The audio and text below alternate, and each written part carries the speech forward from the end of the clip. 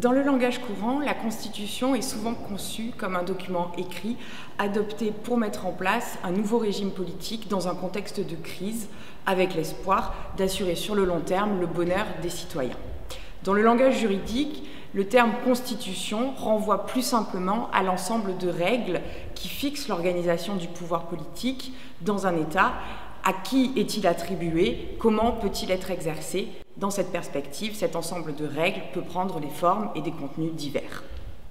Au Royaume-Uni, par exemple, il n'y a pas de document écrit unique regroupant toutes ces règles. Celles-ci sont disséminées dans différents textes, parfois très anciens comme la Magna Carta ou plus récents, mais aussi au sein des pratiques institutionnelles.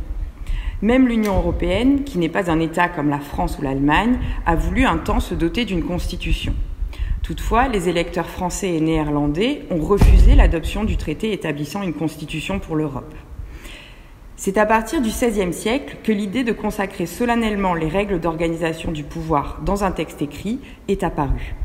Elle influença particulièrement les révolutionnaires américains, puis français. En France, à la veille de la Révolution française, les membres des États généraux se sont déclarés Assemblée nationale constituante pour doter la France de sa première constitution écrite.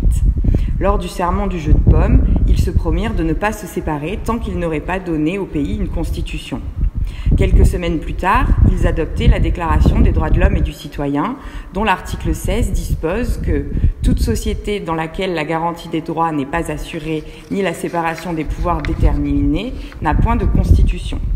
La Constitution est alors conçue comme un moyen d'assurer la liberté en évitant la tyrannie d'un despote. Dans la plupart des États démocratiques contemporains, les règles constitutionnelles attribuent à différentes institutions la compétence pour exercer certaines fonctions. En France, aujourd'hui, la Constitution de la Ve République charge le Parlement de faire la loi, le gouvernement de conduire la politique de la nation et les tribunaux de trancher les litiges en appliquant la loi. En outre, de nombreuses constitutions contemporaines prévoient un catalogue de droits et libertés garantis. Ces droits constituent des limites au pouvoir des institutions mises en place par la Constitution. Ils leur interdisent ou leur imposent de faire ou de ne pas faire certaines choses. L'ensemble de ces règles est donc conçu comme devant assurer la liberté des individus. Elles ne sont toutefois pas intangibles, elles peuvent être modifiées lorsque le souverain, le peuple, dans les systèmes démocratiques, le décide.